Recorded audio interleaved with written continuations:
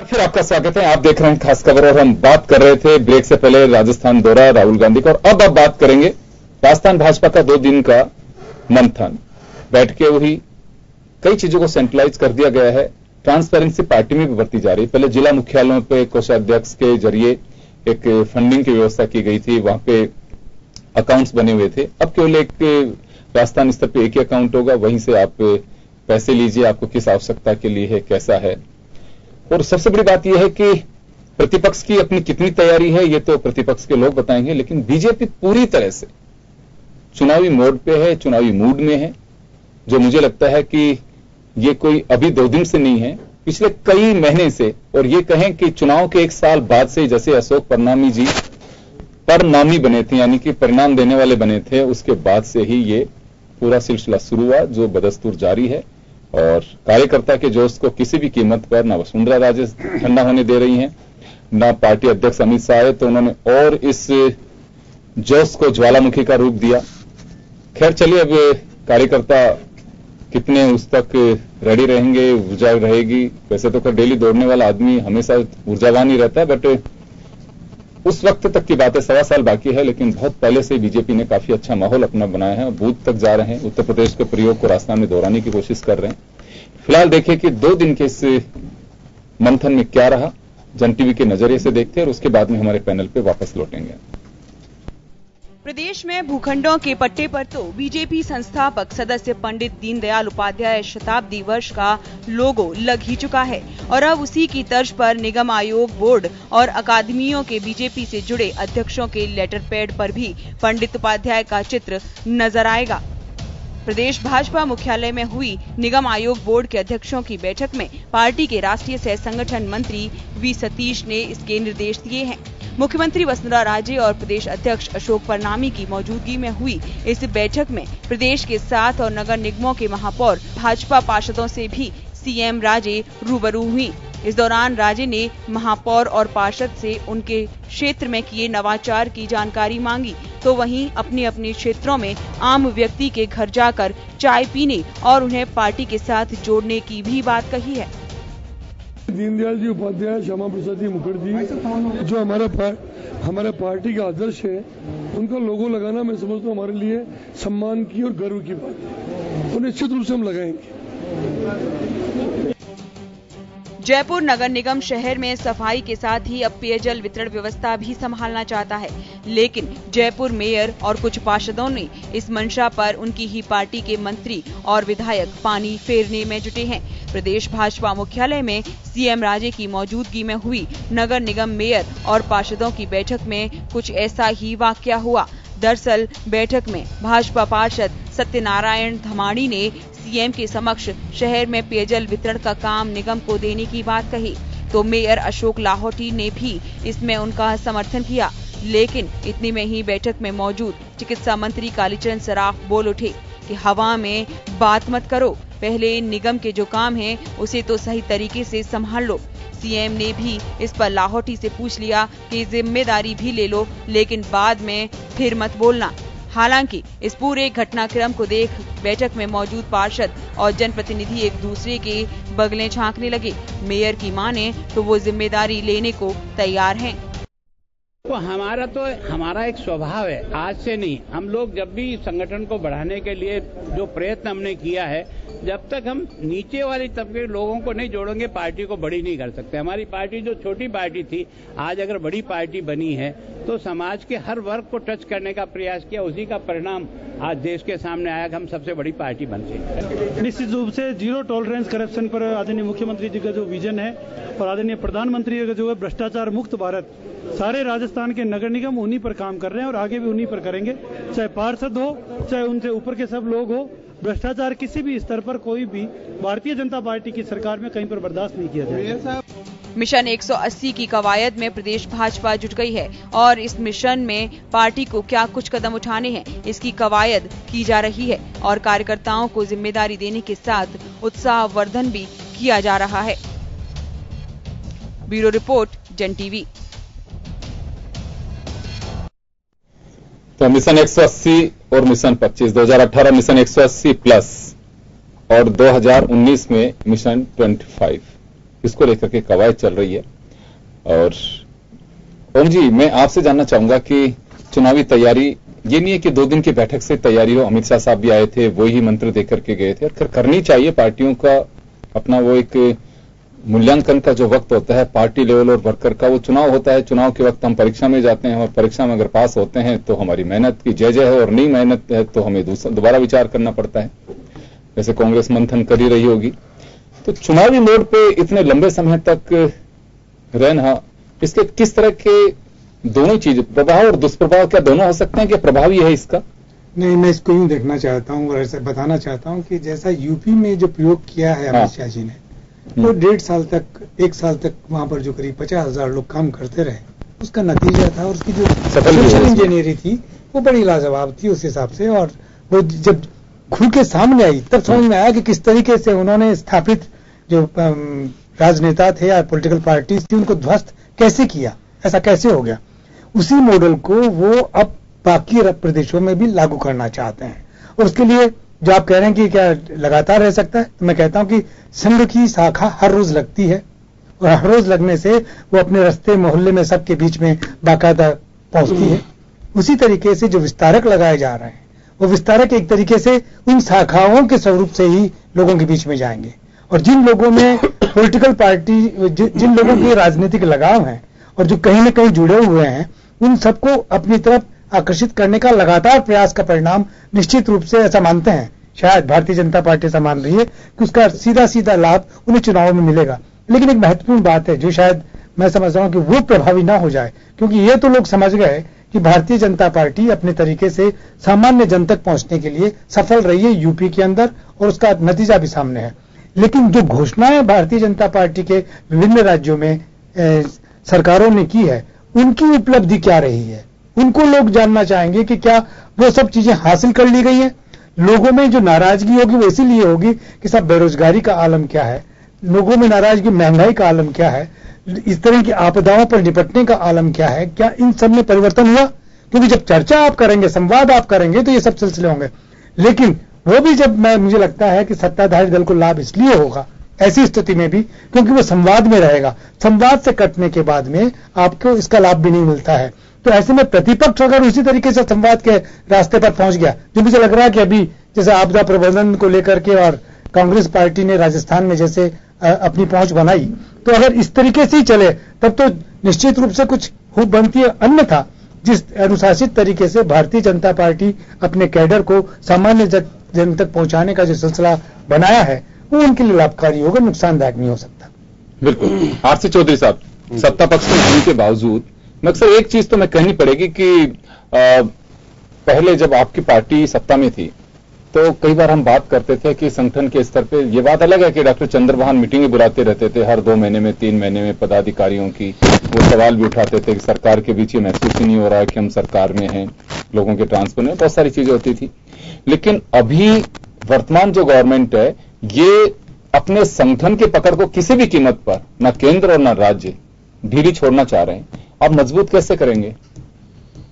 योगेंद्र जी, जिस प्रकार सैनी साहब ने कहा कि इन्होंने जो संगठन के तौर पे उत्तर प्रदेश के अंदर जो कार्य किया और अपने आप को वहां पे एस्टेब्लिश किया जी, लेकिन मेरा ऐसा सोचना है कि उत्तर प्रदेश और यहाँ की जितनी भी जो स्थितियां हैं वो बिल्कुल ही भिन्न है। वहां पे बहुत से क्षेत्रीय दल थे जो जाति के हिसाब से एक बड़े बल्क में बटे हुए थे, और जिस प्रकार से भारतीय जनता पार्टी ने उत्तर प्रदेश के अंदर ध्रुवीकरण किया और उस ध्रुवीकरण का उनको एक फायदा मिला, वो ध्रुवीकरण राजस्थान के अंदर नहीं कर सकते। एक तो मैं ये सोचता हूं।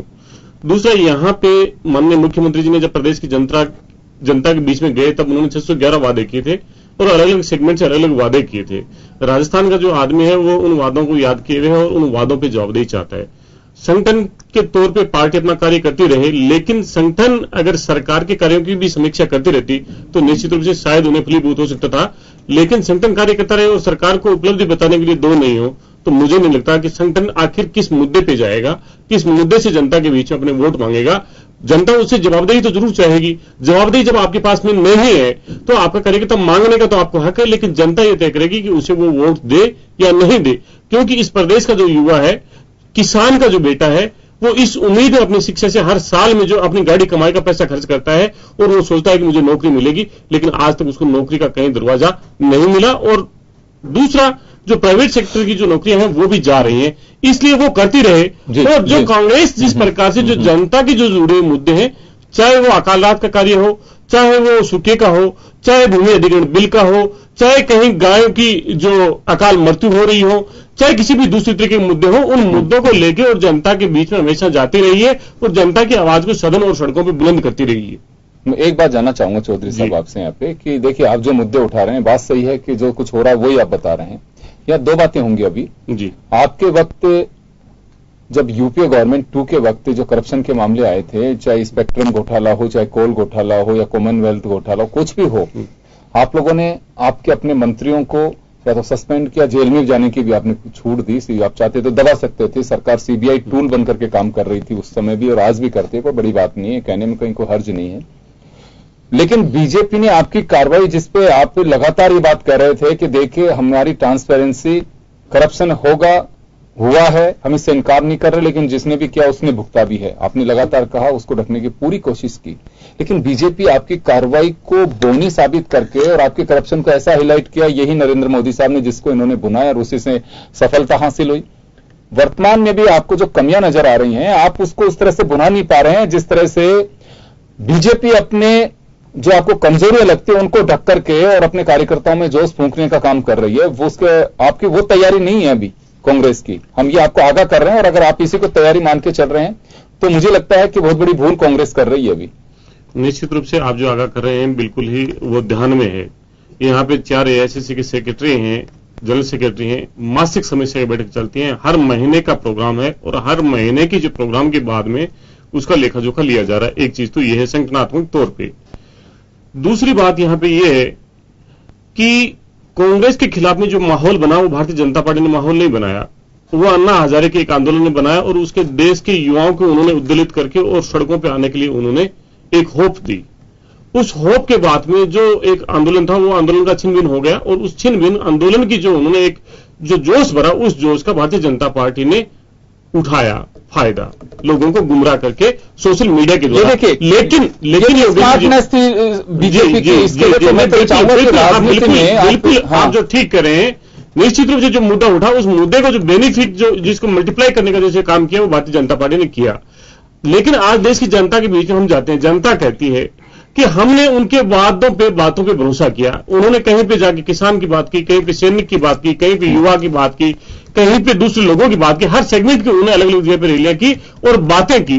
बातों के बाद में आज देश के प्रधानमंत्री जी हैं, वो किसान है, वो ये पूछना चाहता है कि जो हमारे से जो वादा किया था आज उस वादे से मुकर के और 2022 का जो सर, मैं वही बात कहना चाह रहा हूं, मैं चौधरी साहब वही बात मैं कहना चाह रहा हूं। आपको कमजोरी नजर आती है, नरेंद्र मोदी साहब को आपकी जो खूबियां थी उनको भी कमजोरियों में तब्दील करके और उससे बुनाया। देखिए, अन्ना हजारे जी के अंकुरित किए हुए जो बीज हो सकते हैं, लेकिन नरेंद्र मोदी हो चाहे बीजेपी के दूसरे नेता हो, आप जिसको आपकी तारीफ के पुल बांध रहे थे और कह रहे थे हमारी उपलब्धि है या हमारी फ्लैगशिप योजना है, उनको कमजोर साबित किया नरेंद्र मोदी ने और इसी का फायदा उन्होंने उठाया।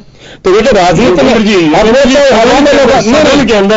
हवा के अंदर बातें कर रहे हो उस वक्त, चाहे लोगों के ख्याली पुलाव बना रहे हैं उनके सामने या वादे करके मुकर, सवाल ये नहीं है।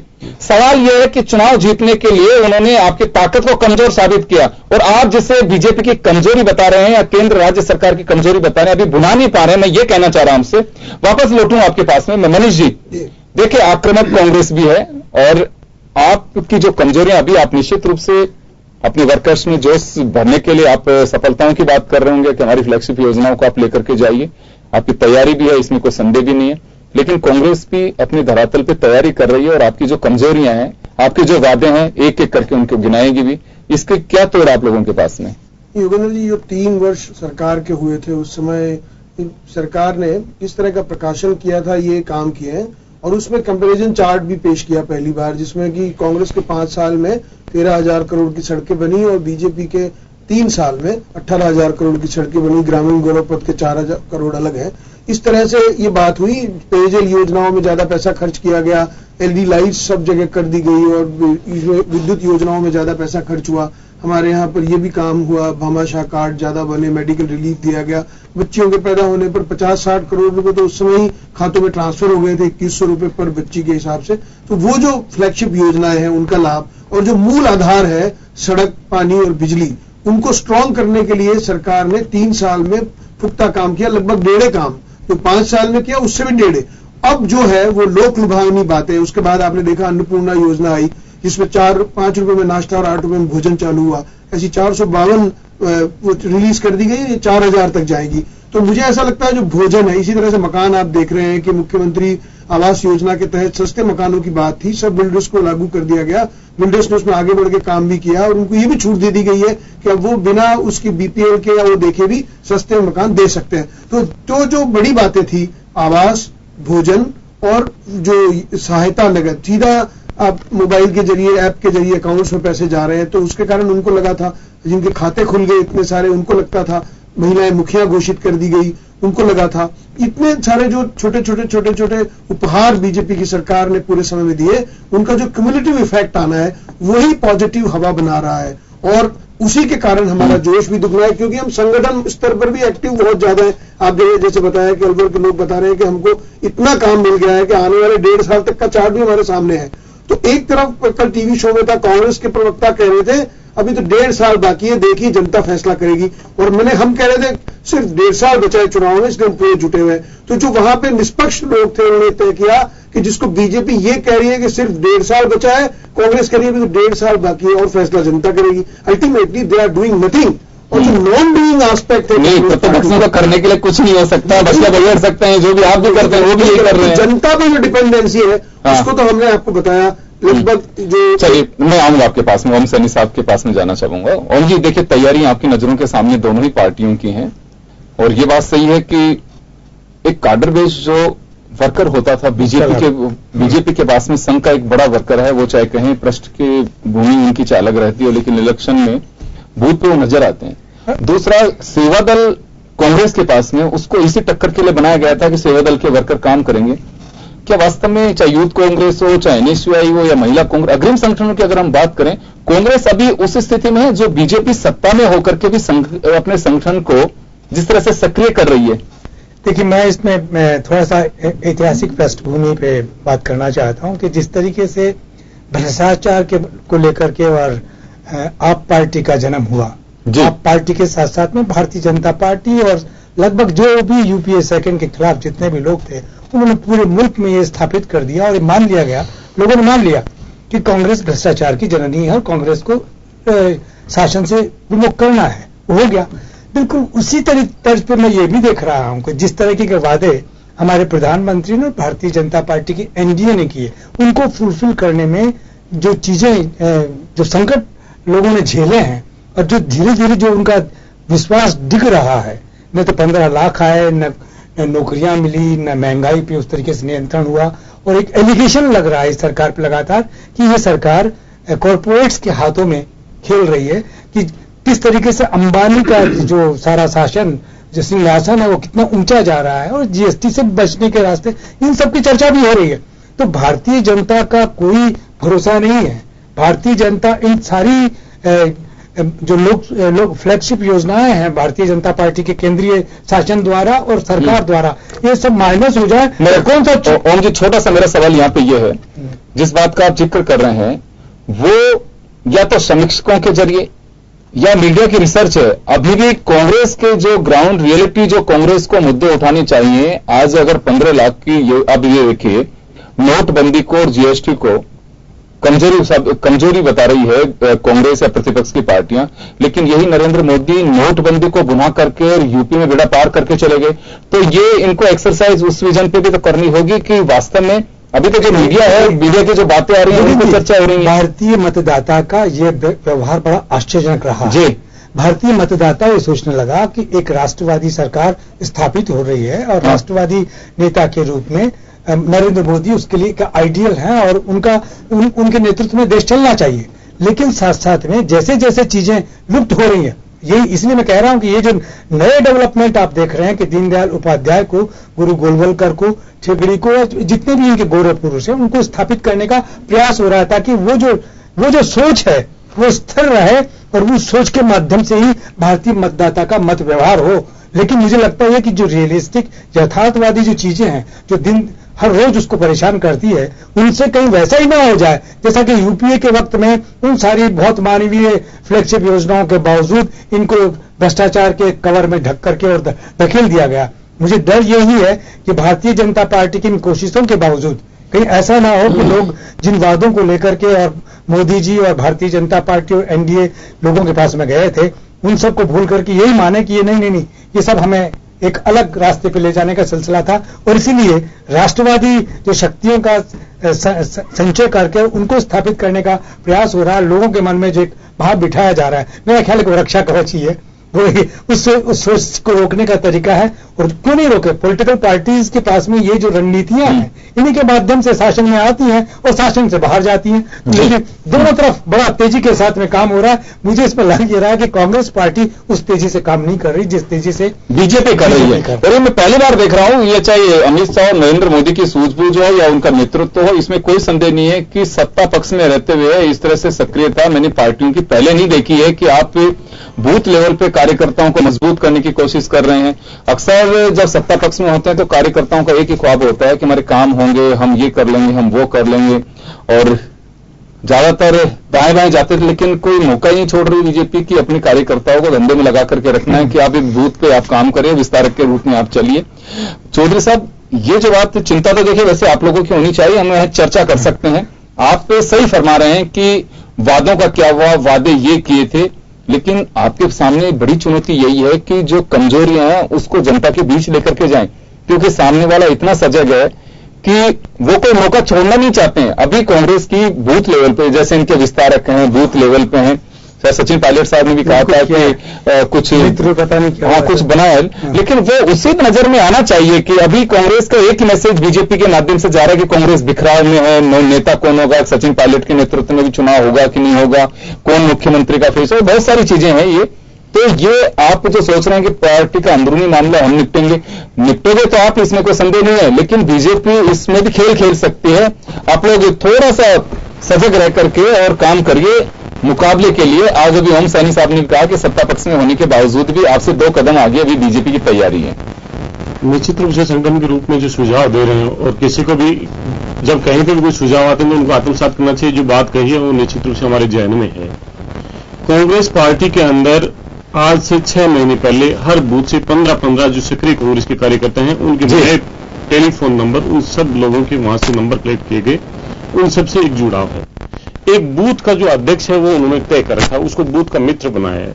हाँ। एक विधानसभा पे मंत्री, जो पूर्व मंत्री लेवल का जो नेता रहा है, जो वरिष्ठ 3-4 बार सांसद रहा है, वो एक विधानसभा का मित्र समन्वयक थे।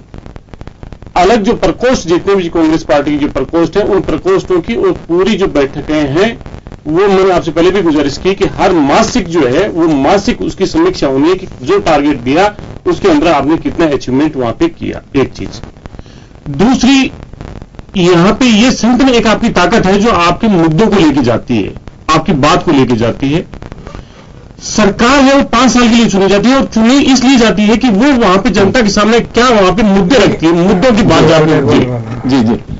चलिए, मैं माफी चाहूंगा आपकी की तैयारी है। आप भी बूथ पे, ये बात सही है कि दोनों ही पार्टियां बूथ पे फोकस कर रही हैं, बहुत अच्छी बात है। ओम सैनी साहब, 30 सेकंड का वक्त आपको दे पाऊंगा, समय हो चुका है जी। देखिए, मैं कुल मिला के कहना चाहता हूं कि देखिए, आप में और इनमें थोड़ा सा फर्क है। हाँ। आपके यहाँ पर इस तरह की आवाजें नहीं सुनाई मिल रही जिस तरीके की आपके यहाँ मिलने लगी है। आपके यहाँ अभी एक किस्सा हुआ कि दूर के कार्यकर्ताओं ने पीसीसी पे आके जो किया, तो भंवर लाल मेघवाल पे जिस तरह के आरोप लगाए, वो अपने आप में मुझे लग रहा है कि कहीं 200 विधानसभा के क्षेत्रों में जो स्थापित नेता हैं वो कहीं अपनी रोटियां सेकने के चक्कर में तो नहीं जुटे हैं। और भारतीय जनता पार्टी के लोग इस बात को ठीक से समझ रहे हैं और आपको कैसे परास्त किया। तो ये सब चीजें मेरा ख्याल है कि आपकी इनर बात है, आपकी आंतरिक बात है, लेकिन फिर भी आपको इन सब चीजों के लिए चेतन में रहना चाहिए। और ये बात सही है कि बीजेपी देखिए कोई मौका नहीं गंवाना चाहती अपने मिशन में, तैयारी पूरी है। और सत्ता पक्ष की पार्टी इस तरह से जूझ रही है बूथ लेवल पे कि बिल्कुल पूरी तैयारी के लिए कार्यकर्ताओं को एनर्जेटिक बनाए रखना चाह रही है, बिल्कुल उनको कोई मौका नहीं देना चाहती है। तो मुझे लगता है ये भी बीजेपी की तैयारी के लिहाज से पहली मर्तबा देखा जा रहा है कि बीजेपी 18 और 19 के लिए किस तरह से जुटी हुई है। और ये बात सही है कि कांग्रेस भी एक बार के लिए ये भी कहती है कि साइनिंग इंडिया भी इस देश देख चुका है। तो इस तरह के परिणामों के लिए लेकिन मेहनत बहुत कड़ी और करनी पड़ेगी। वो बीजेपी भी अभी के आज के दिन में हम कह सकते हैं कि तैयारी के लिहाज से बहुत पीछे या कमजोर हो, 2 कदम आगे ही कहा जा सकता है। और जैसे जैसे चुनाव का वक्त आएगा मुझे लगता है दोनों पार्टी और आक्रामक भी दिखाई देंगी। लेकिन ये बात सही है कि जिनको चुनाव में इंटरेस्ट होता है, पॉलिटिक्स की समझ रखते हैं, उनके लिए तो आने वाले दिन काफी इंटरेस्टिंग हो सकते हैं दोनों ही पार्टी के लिए। चलिए, बहुत बहुत शुक्रिया आप सभी का, और खास खबर बस इतने, दीजिए इजाजत, नमस्कार।